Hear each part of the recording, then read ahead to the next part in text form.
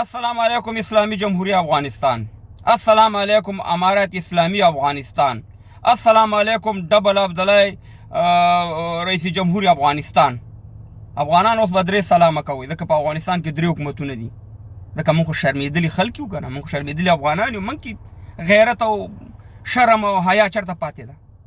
ځکه خو روانې دنیا ډرامې زموږ په وطن باندې وخي. یو بله خبره ته نه کوم افغانانو، راځئ چې افغانستان یو غټ جومات کو. نه پکې مکتب پرېږدئ په افغانستان کې، ما پکې کارخانه پرېږدئ، ما پکې ډاکټر پرېږدئ، ما پکې معلم پرېږدئ، ما پکې کمپیوټر پرېږدئ، یو شی پکې پرې نه دی. سپلۍ ورسره مه ګرځئ، سپلۍ مپلۍ مو باسئ، چپړقې مپړقې. ځکه افغانستان نه یو غټ جومات جوړ کړو او ګر چاپېره ترې نصیحت مهربانه یو دیوال چاپېر کړو او 2 ورونه پکې کېږدو، او د یو ورکیلي مجاهد ته ورکړو، د بل ورکیلي چې د هغه طالب ته ورکړو. طالب به مخکې شي، ستانکزی صاحب به جمع ورکړي او تکبیر دې ورپسې خیر دی مجاهدین وي، موږ به ورپسې شاته ولاړ یو. هسې موږ دا خو مسلمانان نه مجاهدین موږ ته مسلمانان وي عام ولس ته، او نه طالب تا ته، ځکه ټیکه دې دواړو اخیستې ده. قسم په خدای دی په شرمونو مو شرمولو. اسلام اسلام اسلام اسلام. موږ داسې په ځان باندې شکي شو چې زموږ پلار نیکونه مسلمانان تېر شوي وو که مشرکین وو. یا افغانانو تاسو دا نظر کوئ؟ یا غازی امان الله خان کافر وو، میرویس خان بابا کافر تیر شوی، زیرشاه کافر تیر شوی، داود خان کافر تیر شوی. دی خو موږ ته داسې میسج راکوي افغانانو. دی خو نه افغانستان کې مکتب غواړي، دی خو نه افغانستان کې پل غواړي، دی خو نه افغانستان کې شفاخانه غواړي. دی خو غواړي چې افغانستان یو جومات یو بس مهربانه د دې پکې بس ګرځي راګرځي پکې.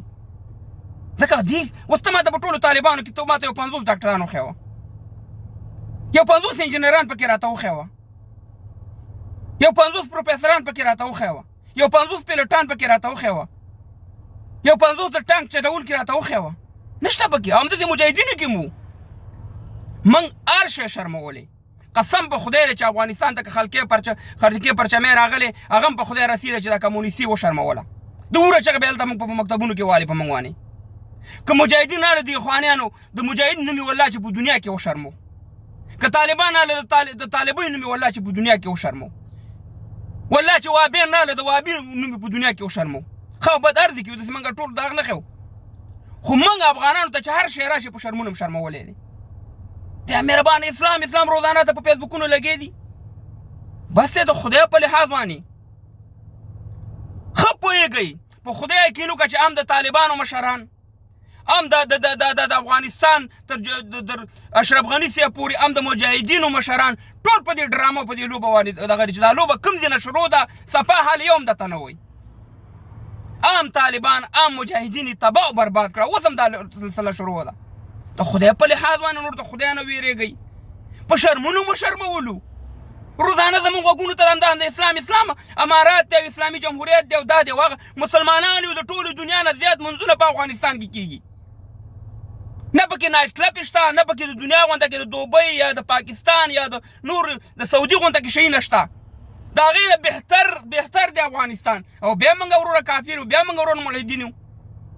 خدای ته وګورئ نور هم په شرمونو وشرمولو. غټ غټ سړي هستئ، خدای هم تباه او برباد کړه. د افغانستان نوم در پورې نښتی. دې تاسې راشئ د جومات یې جوړ کړي، د دنیا یو غټ جومات به شي. نور موږ په افغانستان څه کوو؟ په مکتب او په ټکنالوژي دې موږ څه کوو؟ بې پرېږدئ چپړقې مپړقې سپلۍ مپلۍ مو باسئ، بارې ګزارې کوئ. دننه پکې ونه ګرځئ. ګناه ده افغانانو، ځکه موږ داسې شرمېدلي مشران لرو.